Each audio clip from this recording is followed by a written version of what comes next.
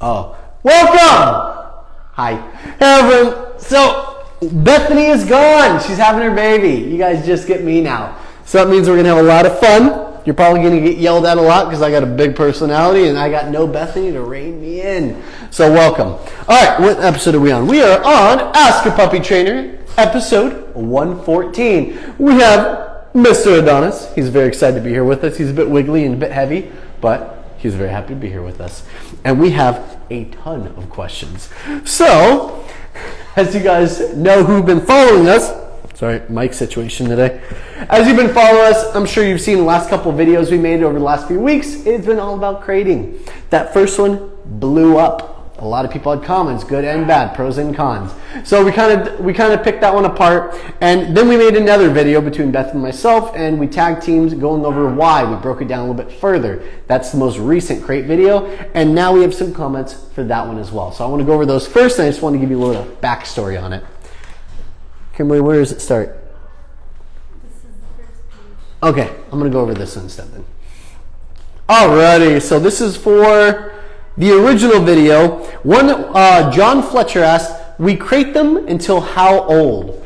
That really just depends on the temperament of the dog. When I got a young dog, I probably crate them on a really strict schedule till about 6 to 8 months old. And when they hit about 8 months old, I loosen up a bit. I give more free time, and it also gives me the option of more crate time. Because what truly does a crate give you? It gives you the ability to put them in a safe environment and then leave and go about your day. When you're home, you can put them in there so they can rest and relax, because a standard puppy who's about 4 to 6 months old, they're getting about 16 to 20 hours of crate a day. 20 for the younger ones, about 16 to 18 for the older ones. And what that does is it gives them an opportunity to rest, relax, settle, and allows their brain to actually turn off and hit REM sleep throughout the day. Because a puppy that's awake all day is a puppy nipping you like crazy. So when can you eliminate crate?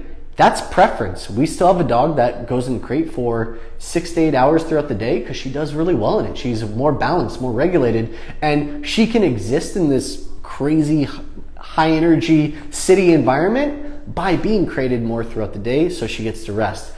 People that have more of an urban environment, rural environment where they're out in the middle of nowhere and maybe they have farmland, stuff like that, they're going to be doing less crating because their dogs will spend more time outside of the house. A dog doing great though is able to do 4 hours in the crate, able to come out for 2 to 4 hours as well. You could probably start cutting down on the amount of crate that you're doing anywhere between 10 to 12 months. And if you have a dog that's a bit more difficult, you're probably looking at about 16 to 18 months of crating.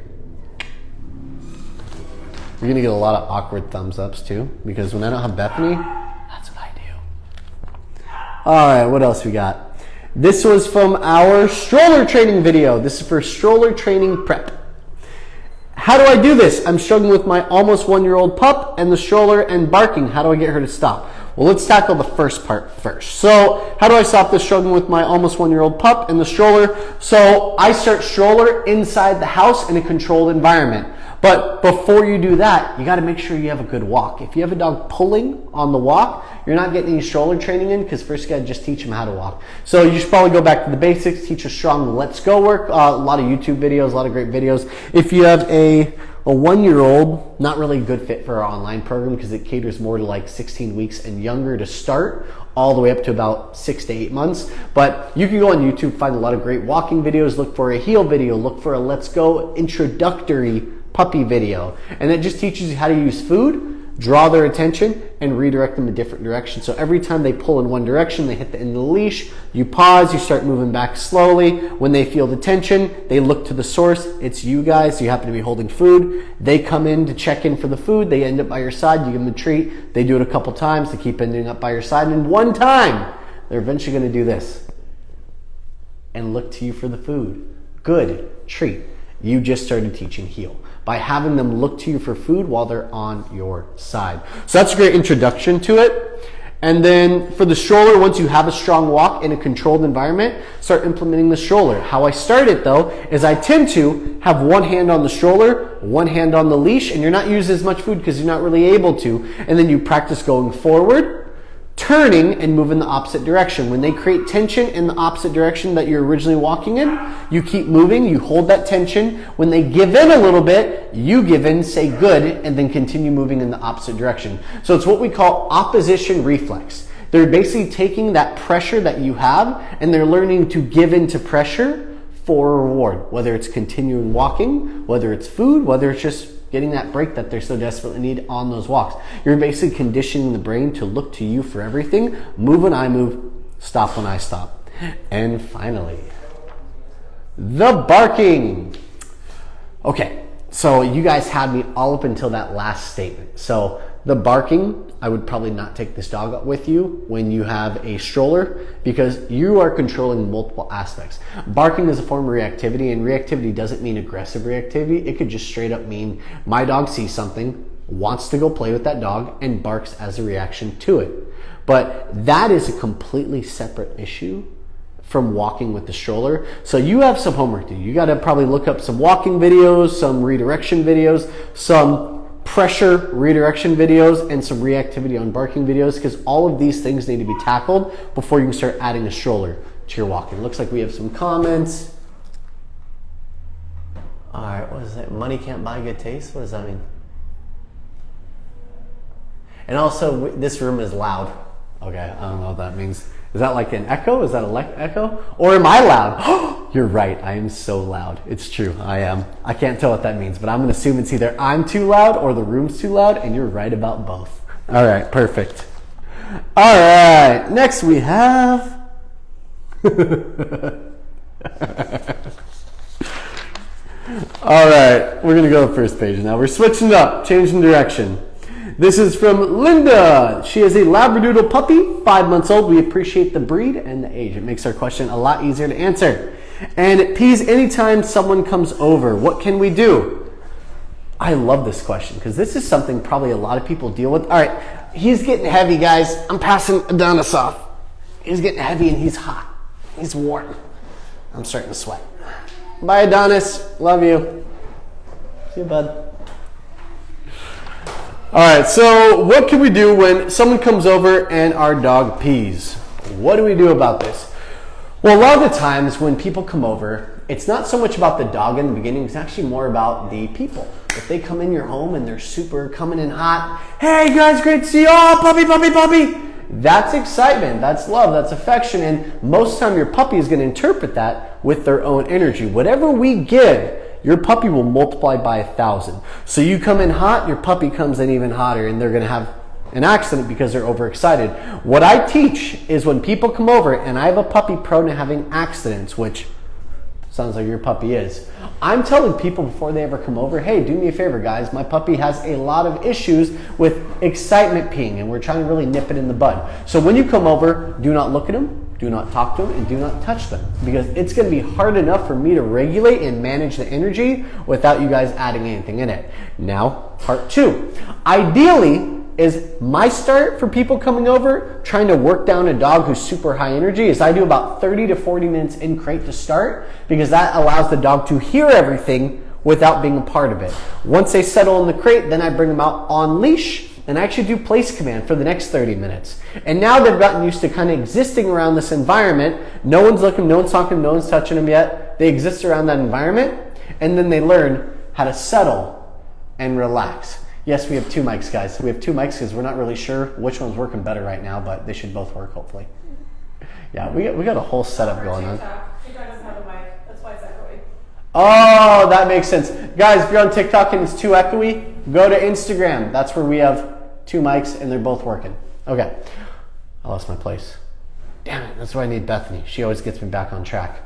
Oh yeah, on place, 30 minutes, dog settles on place. This is where I then still have him on leash. I've never taken off the leash since I put him on place. And this is when I start bringing him to my spot on the couch. And I still have no one touching him, no one talking to him, no one doing anything. And it's teaching people to be calm around the puppy, teaching the puppy to regulate the energy at a lower level around the people, that eventually teaches them to be calm around people. But I mean, honestly, you probably have, I would say 4 to 6 weeks at minimum, 4 to 6 months as an average of people giving minimal affection, and you treat everything like a training session. When your puppy is good at being on place, it's good at being next to you around the people, but they still can't break that barrier of having the accidents when people come up and say hello to them, then you need to do this for a while. And I'll even get to the point to where my puppy will be on a leash tied to my hip with one hand on the leash. And when I've graduated all the first things I've said, then my puppy starts greeting people at the door, but not greeting. They just exist with me.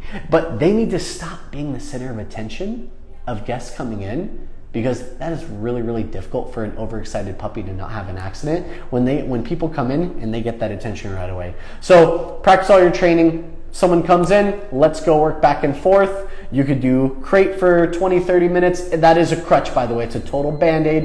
It is a cop-out. But some people need that cop-out in order to get the puppy to calm down a little bit. Then you go to place. They fully settle in place. Then you go to your feet, like they're literally sitting by your feet, maybe across from the people on like a love seat or a couch or a recliner. And then eventually I'll start walking around the room, around the people, so they get to smell them and then move away. Smell them, move away. And that usually I'll use Let's Go for that one. And again, you can look up a couple of videos on YouTube to find what that is. Next, this is from eLove. 4-month Cavapoo. How can I get him to stop running out the front door when anyone opens it? A really strong threshold practice. Sorry, I just did a lesson on this, so I'm excited about it. How do I start that off? Well, I'll probably do a short leash first. And it doesn't start with thresholds. It actually starts with your crate and your potties. So when I have a dog in the crate and I open the crate to let him out of it, most dogs, when you open that crate, they want to blast out of the crate. So I actually open the crate door by opening it a few inches, pausing. If they try to come out hot, no, and I close it. And I wait for a couple seconds. Open it slow. No, they try to come out again, over and over and over again. And then eventually you're going to get this moment where they're like, and they sit for a second. I open that door a couple inches. They're waiting for me. Good. Open all the way, break, and I release them, come out. That gets better and better as you guys go along. It gets stronger and stronger as you go along. So eventually you're going to walk up to that crate door. You're going to open it, and they're just going to already be sitting there waiting. That's when you've got a good crate threshold. No excitement, calm, relax, then take it to the next level. Now when I release my dog from crate and they're like, boo! They've been waiting, they've been what we call loading energy, loading anxiety, loading stimulation, because all they're thinking about is that portal to another universe, getting out of that crate. I'll do the same thing, not close the door. I'll let them come out. They're coming out a bit too hot. Grab them, right back in. Close it. Do it again, over and over and over again. Eventually they're going to be like, a little bit of trepidation coming out of that crate. They'll get all the way out. Good. I might even give a treat for coming out slow. And then harness, leash, and then go outside for potty. But before you go outside the potty, I promise I'm getting somewhere. Now I'm going to go outside to go potty with my puppy. They're going to go potty, not me. And I'm going to make them wait at every single door leading up to that back door or front door to get outside. I'm talking the door to leave the bedroom. Easy one. The door to get down your hallway. And now the back door itself or the front door itself. And when I start introducing these doors, it's going to be my body facing my puppy. Puppy sit. Good. No food yet. One hand on the door. Open it just by turning the handle, and your puppy's going to... That might be loud on the microphone. Sorry. That might be loud. Okay. Puppy jams out. Close the door, step in front, and block them. That's called a body block. You're actually using your body to block the space they would need to go out that door. Step in front, close the door, or take your hand off the handle. Pause for a couple seconds. Puppy sit. Good. Can you guys tell that my voice, my demeanor, everything's changed? So my energy is very, very high. I'm actually a very excitable person, but when I come to dog training, I'm working on thresholds. Puppy sit. Good. Very reserved. Open the door a little bit. Pause. Close it. Good. Treat. Open it a little bit more. Close it. Good. Treat. Open it all the way. Short pause. Good. No food. Going out the door is the reward. Let's go. And then you take your dog out. I can do this for the front door. I can do this for the back door. I can do this for any threshold I come across. And then you get to the point where they're really good at it. They know to wait on a 6-foot leash. But again, the question was, how do I get my 4-month Cavapoo to stop running out the door when anyone opens it? we should have them on a leash as well. That's a big thing for us, because if your puppy's not on a leash, you don't really have that much leverage. You could use a long leash and get them to one day be off leash, but you got to go through the steps.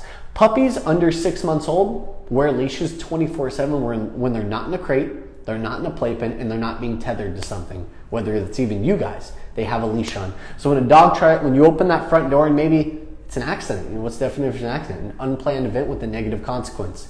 That door opens, you're not planning on them running out, they run out, you can step on a leash and at least stop them from running away. And then you escalate that. When they get really good on that leash and they're waiting at every door because they know there's an expectation, then you switch to a long leash and you start practicing with the same thing. You practice having them wait at that door while you walk out 10, 15 feet, 7 feet, 6 feet, 2 feet, 20 feet, until they eventually get used to waiting at that door. And the only time they're allowed to leave that open door is if you walk back up to them, you say heel, tap that leg, and then you walk out with them. So that's the beginning stage. You have your beginning of having leash on the whole time, practicing with all thresholds, working your way up to long leash, and then eventually being off leash.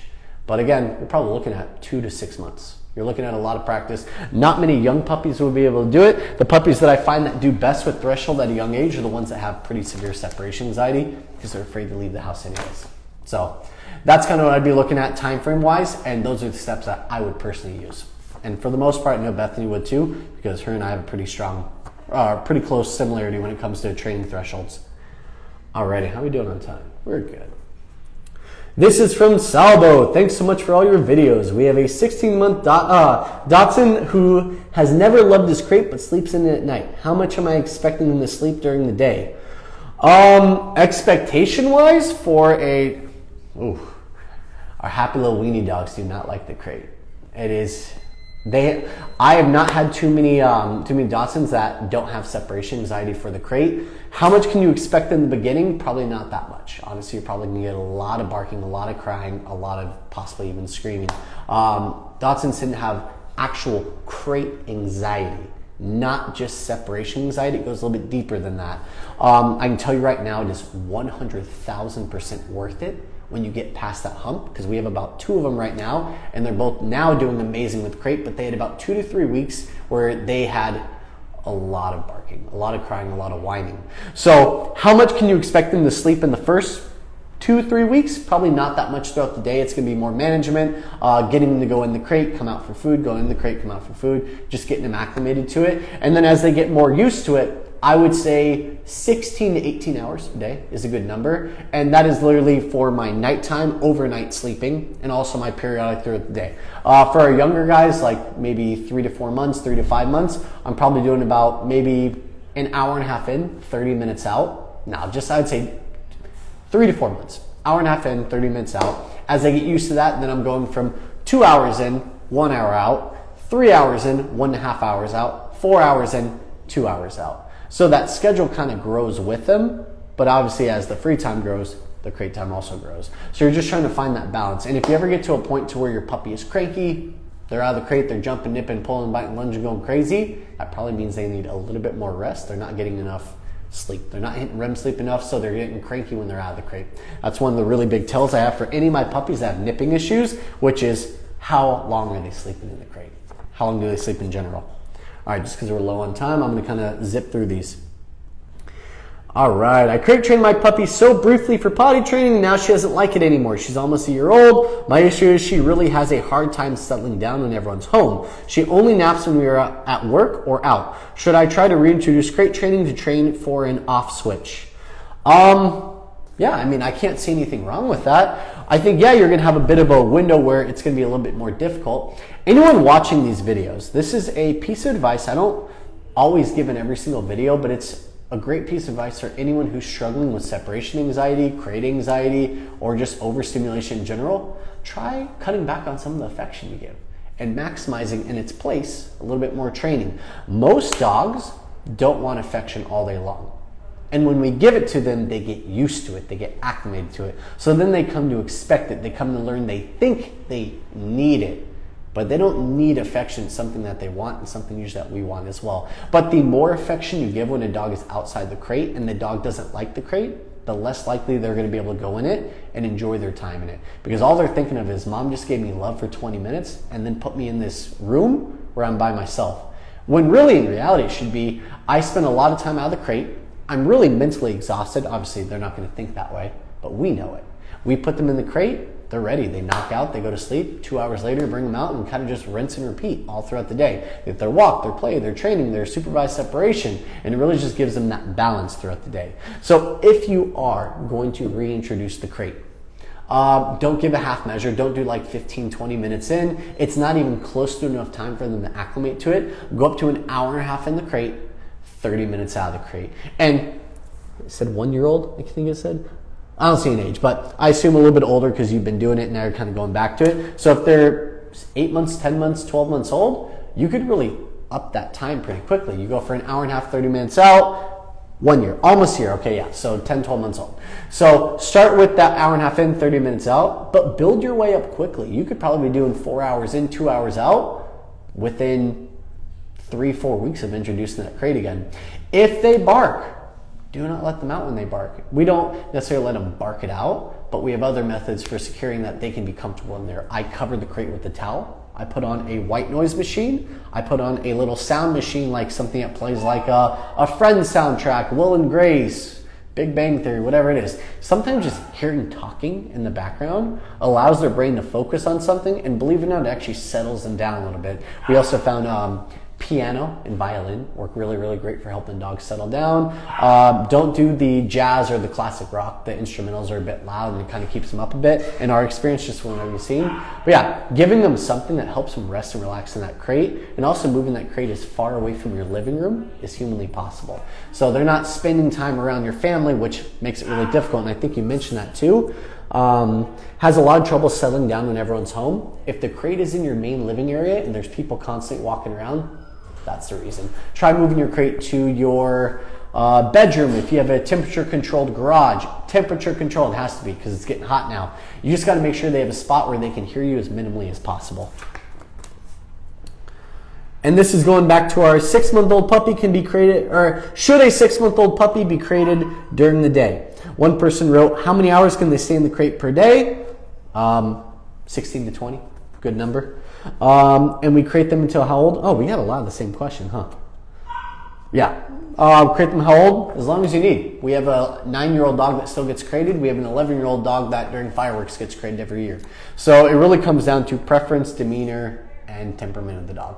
And also personality of you guys, how much you want to do it. Next is, this is, huh? Not all that time in one setting. What? No, they just asked throughout the day. No, I know. Just make it clear that you don't need that block of time. The owner says 18 hours at one block. No, I'm just kidding. You're looking at 16 to 18 hours throughout the day. I find a good number to be hour and a half in, 30 minutes out, and I kind of already went over that. Go back about 5 minutes in the video if you're watching the replay and follow that sequence. 1.5 in, 30 out, 2 and 1, 3 and 1.5, 4 and 2, that type of deal. So you're just building up, and if you ever have an accident, backtrack by 30 minutes or 15 minutes. Because you want to kind of set that schedule to what your dog needs and however long their bladder control is. And last one, or is this my last one? Oh, we'll do 2 more. This is from Hope. I have a 9-week-old who will be left alone starting next week. Crate or playpen? She cried in both. 9-week-old. Breed helps. But also, how long is she going to be left alone for? Are we talking 20 minutes, 30 minutes, an hour, 2 hours? Are we talking a 9-hour workday? That's the kind of things I need to know. If it's going to be an hour, crate. Definitely a crate. It's safer.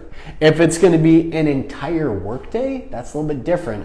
Entire workdays, I usually say do a crate playpen setup. So if I were to give you my ideal crate playpen setup, if your dog is not an escape artist, because sometimes they learn to jump on the crate and then jump out of the playpen, I actually do like a 5x5 playpen. If my dog is a 30-pound dog, I'd probably do I think it's a 64-inch playpen, which is tall. That's like over 5 foot. So it just means that they can't jump it and scale it. But I'll do the playpen. I put the crate inside of the playpen. On the opposite side of the playpen from the crate, I put the potty pad. And then more near the crate, I put like a little water bowl, or I can even do one of those like little side feeders. But you got to think about how much water you're giving. Most dogs need a half cup of water per 30 pounds of body weight every 2 to 3 hours. There are exceptions like Dalmatians and other dogs that medically need free access to water. You should look up the breeds and find out if your dog is one of those. But most dogs, half cup of water per 30 pounds of body weight every 2 to 3 hours. And just make sure you have enough water in that bowl that they have access to it. I also had another client that would leave for 9 hours, 10 hours throughout the day. And she had one of those electric feeders, and she would literally pour a half cup of water in and set it to open every 3 hours. So every third hour, that little container thing would open because her dog was a voracious drinker of water, and she would over drink and make herself sick and throw up. So she gave that controlled increment of water so the dog could go to that bowl every 3 hours, drink their fill, and then 3 hours later, another little thing would open up, and they had access to the potty pad throughout the entirety of it. And then maybe 1 or 2 toys, but the toys that you have in that little area can't be, they're not chew toys. They're not like Snuggies or stuffy toys or like little baby toys. They're Kongs. They're really, really hard chew toys that they're not going to be able to rip pieces off. So if you got a 120-pound pitty and they're able to rip a black Kong apart, they're probably not going to get anything. So you just got to make sure you have that. You just got to have your good balance. Did I have one more? Could have swore I had one more. Okay. We have never crated any of our babies because I'm home 24/7. However, we know we have a 10-month-old and a 4-month-old. Can we teach crating at this age? I literally can't do anything in the house or they're into everything.